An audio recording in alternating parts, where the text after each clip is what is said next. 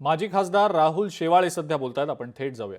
याच्या तक्रारी माझ्याकडे पण त्यांनी केल्या होत्या या संदर्भातल्या तांत्रिक अडचणीच्या संदर्भात.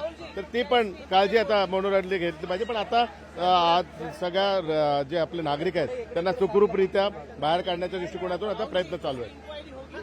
निश्चित रूप से इसकी इंक्वायरी होनी चाहिए क्योंकि यह जो घटना हुई है इसके बारे में जो कॉन्ट्रैक्ट से जो लेबर लिए जो स्टाफ है उन्होंने भी पहले मुझे इस सूचित किया था कि भविष्य में ऐसी घटना हो सकती है. मोनोरेल का जो व्यवस्थापन है वो व्यवस्थापन टेक्निकल चीज़ों के ऊपर ध्यान नहीं दे रहा था. जो कॉन्ट्रैक्ट लेब पे जो स्टाफ था उन्होंने मुझे इसके बारे में पहले भी एक रिप्रेजेंटेशन दिया था और मुखर्जी साहब के पास इसकी एक जॉइंट मीटिंग भी हमारी हुई थी. तो ये सब चीज़ें मोनोरेल के व्यवस्थापन ने इसके पहले इस चीज़ों पे ऊपर ध्यान देना चाहिए.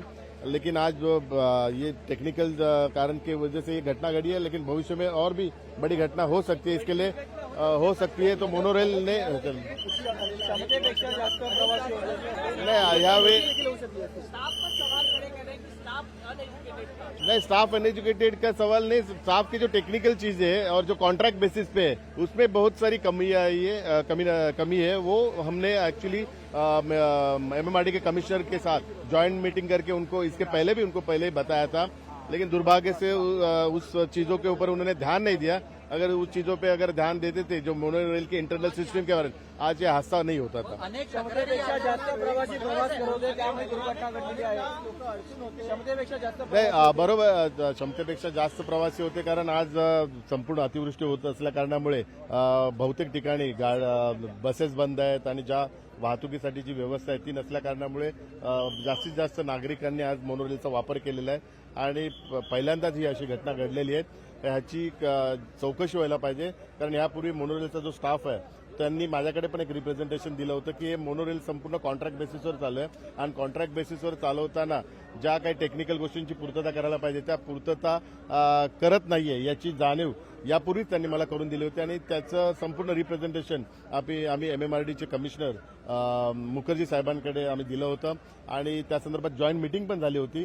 परंतु त्या जॉईंट मीटिंग नंतर ज्या गोष्टींची पूर्तता करायला पाहिजे होती त्या गोष्टींची पूर्तता केली नाही. त्यामुळे हा स्टाफ आणि जो कॉन्ट्रॅक्ट बेसिसवर जी अपॉइंटमेंट आहे या संदर्भात पण मोनोरेलचे जे व्यवस्थापन किंवा एमएमआरडीच्या माध्यमातून याची चौकशी पण झाली पाहिजे आणि या संदर्भातला एक त्याचा अभ्यास पण करायला पाहिजे कारण हा जो कॉन्ट्रॅक्ट बेसिसचा स्टाफ आहे तो सफिशियंट आहे की आणि टेक्निकल साऊंड आहे का याची पण चौकशी केली पाहिजे. हे जे वळण आहे ते धोकादायक वळण आहे मोनोरेलसाठी. क्षमतेपेक्षा जास्त प्रवासी असेल. आता जी मोनोरेल आपण पाहतो एका बाजूला झुकली होती कारण संख्या जास्त होती. आपण बोलतो बरोबर आहे. आज प्रवाशांची संख्या खूपच जास्त होती. बहुतेक वेळा आपण बघाल तर मोनोरेलचा वापर हा कमी प्रमाणात होत होता पण आज पहिल्यांदाच अतिवृष्टीमुळे नागरिकांना कुठली व्यवस्था नसल्या कारणामुळे त्यांनी आणि मोनोरेलचा पर्याय शोधला आणि आज ही दुर्घटना घडलेली आहे. त्यामुळे आज या दुर्घटनेच्या माध्यमातून मोनोरेल व्यवस्थापन असेल आणि एमएमआरडी यांनी भविष्यात अशी कुठली मोठी दुर्घटना होऊ नये या दृष्टिकोनातून आता लोकशाही मराठी ऐका, पहा, जागरूक रहा.